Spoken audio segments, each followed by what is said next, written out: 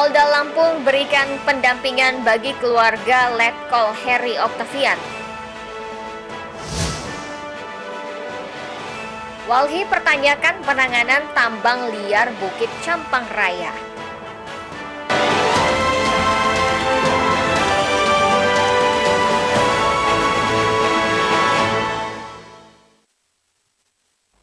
Tabi pun. Selamat pagi pemirsa iNews di Bandar Lampung dan sekitarnya. Selama 30 menit ke depan kami akan menemani pagi Anda dengan berbagai liputan dari berbagai daerah di Lampung. Polda Lampung mengunjungi rumah keluarga Letkol Heri Oktavian. Polda memberikan pendampingan psikologi bagi keluarga Komandan KRI Nanggala 402. Pemirsa, bersama saya Ferlisi Andini, inilah iNews Lampung selengkapnya.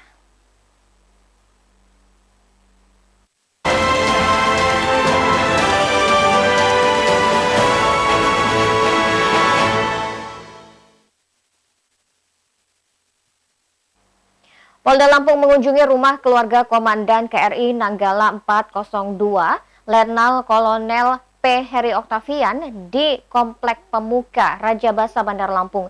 Kedatangan Polda Lampung untuk memberikan dukungan moral kepada keluarga besar Letkol Heri.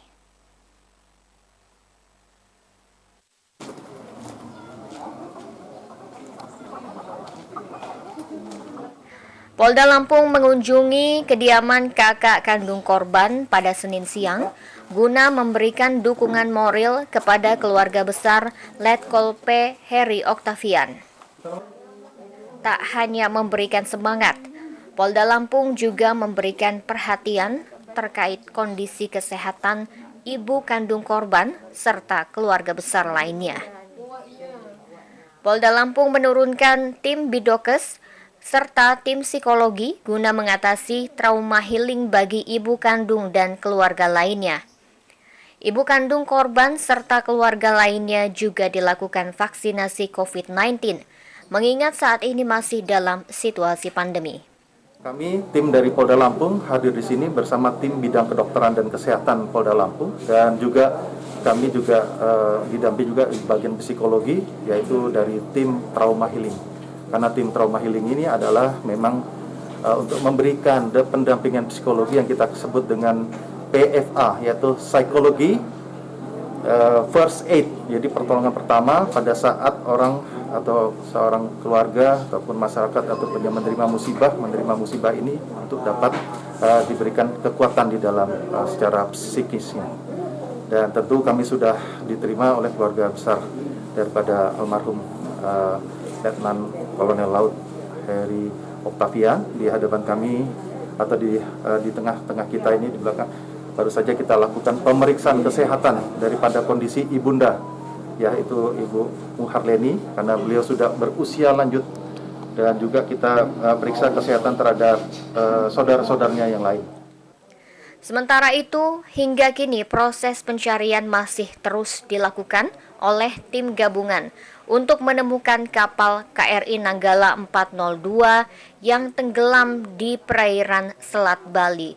Dari Bandar Lampung, Andres Afandi, iNews melaporkan. Pasca pemerintah menyatakan jika seluruh kru KRI Nanggala 402 gugur, keluarga Letkol Laut Keluarga Letkol Laut P. Heri Oktavian di Bandar Lampung didatangi kerabat dan tetangga. Mereka menyampaikan rasa duka cita sekaligus membantu mempersiapkan takziah yang digelar selama 3 hari.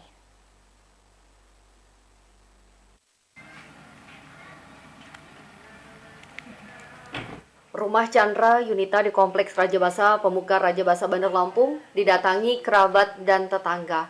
Chandra merupakan kakak dari Letkol Heri Oktavian, komandan kapal selam KRI Nanggala 402 yang tenggelam di perairan Bali. Terlihat satu persatu tetangga ataupun kerabat datang dan masuk mengunjungi rumah tersebut. Warga menyampaikan duka cita kepada keluarga Letkol Heri, termasuk Ibu Letkol Heri Murhaleni. Setelah adanya pernyataan resmi dari Panglima TNI yang mengumumkan seluruh awak KRI Nanggala 402 yang dinyatakan gugur, pihak keluarga Letkol Heri Oktavian menggelar takziah. Menurut keterangan Lurah Rajabasa Khairul Effendi, kabar duka ini telah diterima oleh pihak keluarga. Setelah adanya diskusi, pihak keluarga akan menggelar takziah selama 3 hari ke depan. Ketemu keluarganya, informasi dari Ayu beliau besok mau yasinan di kediaman sini ya. Nah kalau untuk yang di sini siapa saja keluarganya kalau yang setahu kita? Yang ini Ayunya. Ayu sama ibunya atau seperti apa? Iya, orang tuanya. Tadi apa sih yang di obrolan di dalam mungkin terkait belasungkawa itu seperti apa gitu? Ya cerita soal ini almarhum aja. Orangnya itu pendiam. Rencananya berapa hari takziah di sini? Kalau kata suami tadi ini sekitar 3 hari. 3 hari. Mau rencananya bukan di Metro ya, mau di sini. Kalau tadi di sini. Oke. Pada Minggu malam, Panglima TNI Hadi Cahyanto resmi mengumumkan kondisi seluruh awak KRI Nanggala 402 yang dinyatakan gugur. KRI Nanggala 402 tenggelam di kedalaman 838 meter di Laut Bali. Dari Bandar Lampung, Ruslan AS iNews melaporkan. Keluarga besar Letkol Laut Heri Oktavian, Komandan Kapal Selam KRI Nanggala 402 di Metro Lampung, terus berdoa berharap adanya keajaiban. Keluarga mengenang sang komandan sebagai sosok yang baik.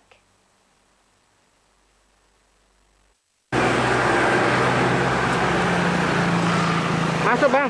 Sepupu Letkol Heri Oktavia, Dedi, menceritakan jika Letkol Laut Heri Oktavian merupakan anak bungsu dari 4 bersaudara. Masa kecil mereka berpindah-pindah sesuai tugas ayahnya yang merupakan seorang polisi. Terakhir, keluarga ini tercatat sebagai warga kota Metro Lampung yang bertempat tinggal di Jalan Diponegoro, Kota Metro Lampung. Letkol Laut Heri Oktavian diketahui jarang pulang ke rumah orang tuanya. Terakhir pulang lebih kurang 4 tahun silam. Sang ayah pernah dinas mulai dari Pangkal Pinang, Aceh hingga pensiun di Kota Metro. Sementara Letkol Laut Heri Oktavian melanjutkan pendidikannya di Yogyakarta. Barulah selulusnya dari jenjang bangku SMA, dirinya melanjutkan pendidikan taruna Angkatan Laut di Surabaya. Sejarah perjalanan hidup sang Letkol inilah yang saat ini menjadi kenangan yang diingat keluarga. Letkol Heri juga menjadi kebanggaan sekeluarga besar. Kalau kami, panutan bagi kami lah, kakak bagi kami. Biasa nggak pulang, makanya nggak ada firasat apa-apa. Jadi sekarang ibunya nunggu di Bandar Lampung itu di rumah anak yang mana itu? Yang tua. Oh. Dia anaknya yang tua. Harapan kita gimana nih? Harapan kami ya pulang. Pulang ya. Kita mau Cepat pulang. ketemu ya.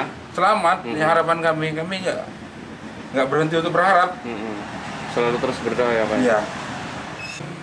Orang tua Letkol Heri, Imron dan Miss Harleni juga dikenal sebagai keluarga yang baik dengan tetangga. Ya pernah. Tapi nggak serutin itu, iya namanya orang dinas kan. Kapan sih Pak terakhir pulang Pak? Kurang tahu juga itu ya, udah lama sih. 3 tahunan? 4 tahun mungkin? 4 tahunan lah. 4 tahunan ya, sekitar segitu ya? Iya ya. Keluarga menyatakan jika ibu sang komandan, Miss Harleni, dijemput saudaranya ke Bandar Lampung, begitu ada kabar kapal selam hilang di perairan utara Pulau Bali. Dari Metro Lampung, Joko Jodipra, iNews melaporkan. Anak perempuan. Ini kalau domisilinya udah di mana deh Om? Di Surabaya. Udah Surabaya. Pemirsa, setelah jeda pariwara berikut kami kembali dengan informasi.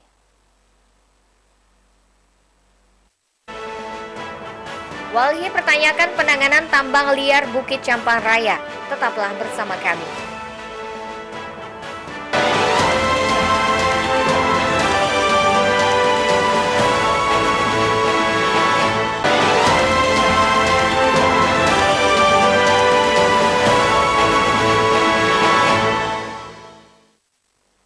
Anda masih menyaksikan iNews Lampung. Pemirsa, meski sudah dilarang, 1 dari 4 lokasi penambangan liar Bukit Campang Raya, Sukabumi, Bandar Lampung terus beroperasi. Tambang ini berlokasi tak jauh dari Simpang 3 Jalan Tirtayasa dan Jalan Alimuddin Umar. Walhi menuding Polda tidak serius menangani kasus ini.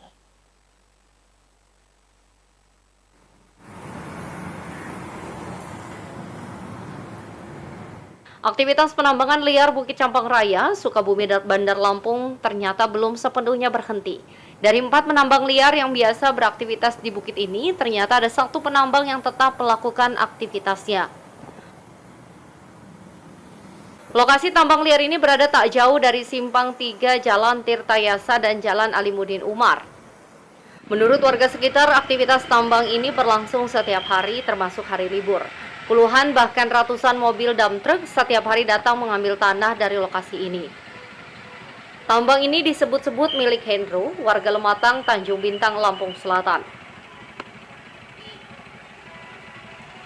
Menurut salah seorang penambang liar, aktivitas penambangan liar yang masih beroperasi ini milik seorang berinisial H. Lokasi tambang ini tidak pernah ditutup sama Polda, meski bukit yang ditambang satu kesatuan dengan lokasi tambang lain sudah ditutup.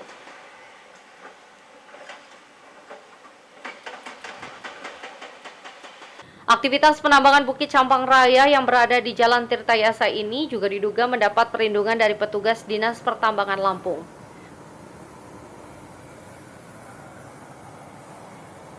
Direktur Walhi Lampung, Irfan Trimursi, dalam dialognya dengan iNews Lampung menyatakan pelaku penambang liar tidak memiliki itikat baik.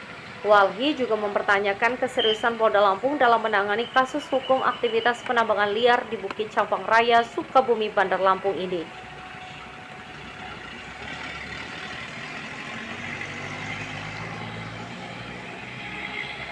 Pertama, orang tuh mempunyai kehebatan yang luar biasa. Atau kedua, ada yang melindungi. Ada yang melindungi di balik itu. Ya seperti kata pepatah, ada udang di balik batu gitu kan. Betul. Tetapi apapun itu gitu kan, kita masih terus berharap kepada aparat penegak hukum dalam hal ini Polda Lampung ya harus secara transparan, proporsional dan profesional dalam melakukan aktivitas-aktivitas penegakan hukum. Sebelumnya, warga sekitar mengeluhkan aktivitas tambang mengakibatkan polusi debu dan merusak jalan. Tim Liputan melaporkan.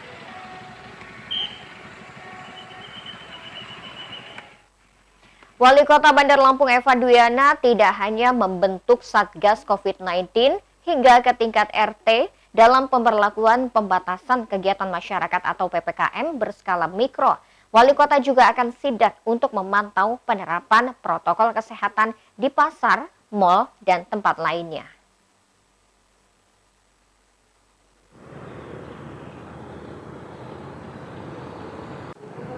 Pemkot Bandar Lampung siap menerapkan pemberlakuan pembatasan kegiatan masyarakat atau PPKM berskala mikro.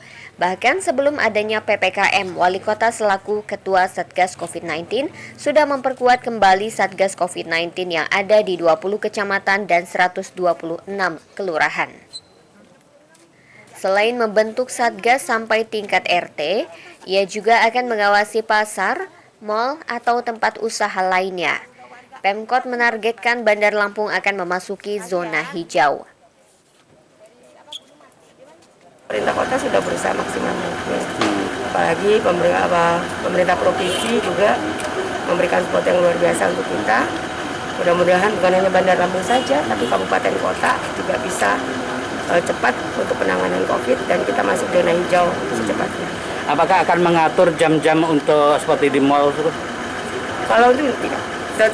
Seperti ini aja, cuman kita tetap keliling, kayak kemarin kan mudah keliling-keliling pasar dan alhamdulillah di situ kayak pasar sudah membentuk satgas untuk pasarnya masing-masing. Nah mudah-mudahan dengan kita lihat petugas-petugas yang ada di daerahnya masing-masing seperti pasar ya, udah itu mal-mal itu, insya Allah.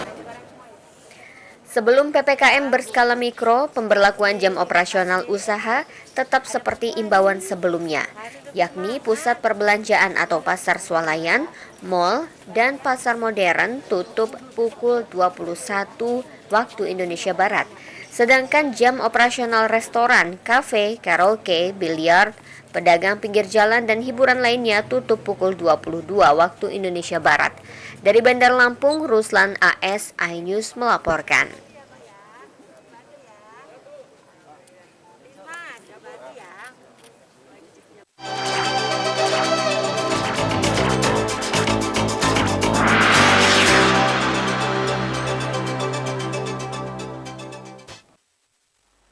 Bupati Lampung Selatan Nanang Ermanto memberikan motivasi kepada polisi Pamong Praja wanita yang sedang memperingati Hari Kartini.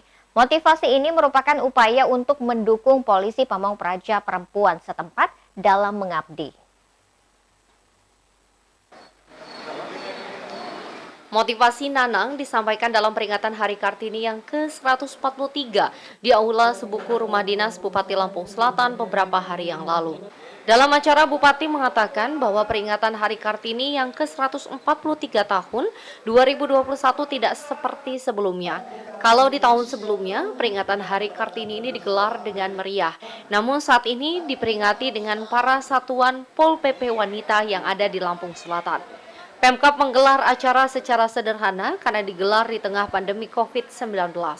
Ketika itu beliau melihat bagaimana ketimpangan rasa sosial, emansipasi wanita. Diharapkan peringatan Hari Kartini dapat menjadi acuan pengabdian kepada masyarakat dalam membangun Lampung Selatan. Dari Lampung Selatan, Rudi Apriyadi dan Alsi Swadi, iNews melaporkan. Capaian pendapatan daerah Lampung Selatan tahun anggaran 2020 mencapai target sesuai dengan yang diproyeksikan. Hal ini terlihat dari laporan keterangan pertanggungjawaban pemerintah daerah Lampung Selatan tahun anggaran 2020. Pencapaian target pendapatan daerah Lampung Selatan tahun anggaran 2020 yang mencapai target disampaikan fraksi PDI Perjuangan Rosdiana dalam sidang paripurna LKPJ tahun anggaran 2020. Capaian pendapatan daerah Lampung Selatan tahun anggaran 2020 sekitar 2 triliun 109 miliar 817 juta rupiah. Sedangkan target PAD sekitar 2 triliun 93 miliar rupiah. Adapun jumlah keseluruhan pendapatan tahun anggaran 2020 yang terdiri dari PAD, dana penimbangan dan lain-lain, pendapatan daerah yang sah terrealisasi sebesar 2 triliun 109 miliar 817 juta 665.300. Dewan membahas LKPJ tahun anggaran 2020 dalam rapat pansus yang dibahas bersama satuan kerja. Dari Lampung Selatan, Rudi Apriyadi dan Alsi Swadi, iNews melaporkan. Fraksi Gerindra DPRD Lampung Selatan mempertanyakan kesiapan sarana panen untuk petani setempat. Pertanyaan terkait dengan masa panen petani setelah tergantung terhadap alat pemanen dari mesin panen yang tersedia.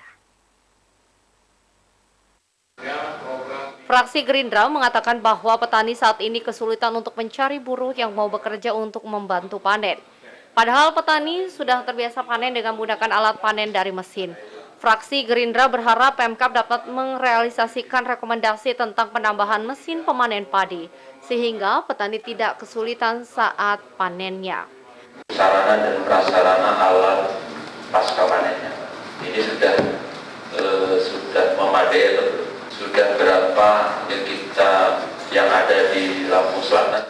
Pemkab mengatakan jika alat pemanen padi dari mesin belum mencukupi untuk digunakan seluruh petani setempat. Yang berubah dari pusat melalui aspirasi. Walaupun semuanya aspirasi itu rekomendasinya. Fraksi Gerindra berharap Pemkab dapat menambah mesin pemanen padi sehingga petani tidak kesulitan saat panennya. Dari Lampung Selatan, Rudi Apriyadi dan Alsi Swadi, iNews melaporkan.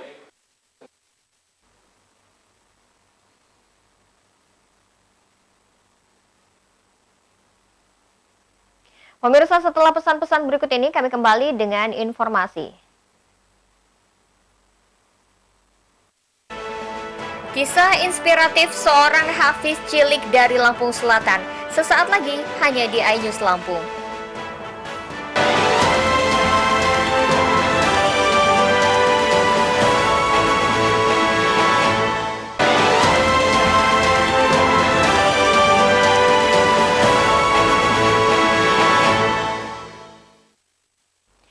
kasih Anda masih bersama kami. Pemirsa, di balik kekurangan seseorang pasti tersimpan kelebihan. Seperti yang dialami Rina Maulida, terlahir dengan keterbatasan penglihatan, Rina mampu menghafal Al-Quran dalam waktu singkat. Pemirsa, laporan tersebut mengakhiri iNews Lampung hari ini. Mewakili tim yang bertugas, saya Ferlisi Andini undur diri.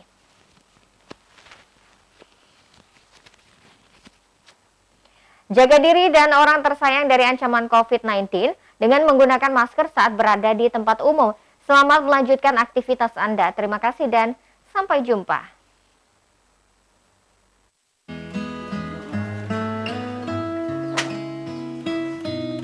Ditemani ibunya, Zulinawati, Rina Maulida belajar mengaji di TPA Al-Islah yang berada tidak jauh dari rumahnya. Sejak lahir, siswi kelas 6 SD ini mengalami gangguan penglihatan.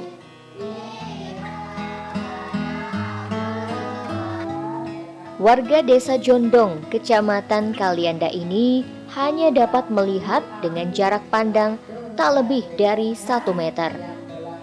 Ia pun mengalami kesulitan untuk membaca dan menulis. Namun, dengan keterbatasan tersebut, Rina Maulida mampu menghafal Al-Quran. Pada awal belajar mengaji, Rina terkendala tidak bisa membaca dan menulis, sehingga guru mengajinya menggunakan metode mendengar saat Rina belajar.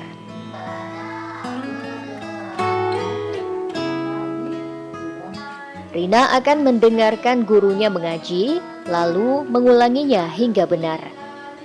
Selama 4 tahun mengaji, Rina mampu menghafal beberapa juz Al-Quran, terutama juz 30 yang berisikan surat-surat pendek. Meski sudah hafiz Al-Quran, dia terus belajar mengaji agar semakin fasih dalam melafalkan ayat suci Al-Quran. Dengan daya tangkap Rina yang luar biasa ini, guru mengaji Rina berinisiatif untuk mengajarkan tulisan Braille agar pengetahuan dan wawasan anak tersebut lebih luas. Setelah kita ajarin dia hafal itu nggak lupa lagi. Kalau kadang kita sendiri malah lupa. Hari paling 3 ayat, tergantung ayatnya. Kalau ayatnya pendek-pendek bisa 5 ayat, 6 ayat. Kalau ayatnya yang agak panjang paling 3 ayat, 4 ayat. Ini tadi barusan cuma 4 ayat. Ya. Surah Al-Insyiqaq itu ada 25 ayat. Nah, kita hafalan 4 ayat dulu. Kurangnya masih berapa? Nah, langsung dia 21 ayat Bu yang belum. Rina tergolong bocah pemalu dan tidak manja. Namun, dia sulit berkomunikasi dengan orang yang baru dikenal. Jika senggang, Rina lebih suka mendengarkan program televisi yang bertemakan agama Islam. Dan sebelum tidur, dia akan kembali mengulas ayat Al-Quran yang telah dihafal. Pulang ngaji, malam itu dia mau tidur, ngapal ya. Sampai berapa ayat Bu sehari dihafalin Bu? Ya apa yang dia bisa. Yang udah dia bisa dibaca. Setiap hari. Iya. Jadi setiap hari dia nggak pernah nggak ngaji, pasti ngaji terus. Ngaji terus.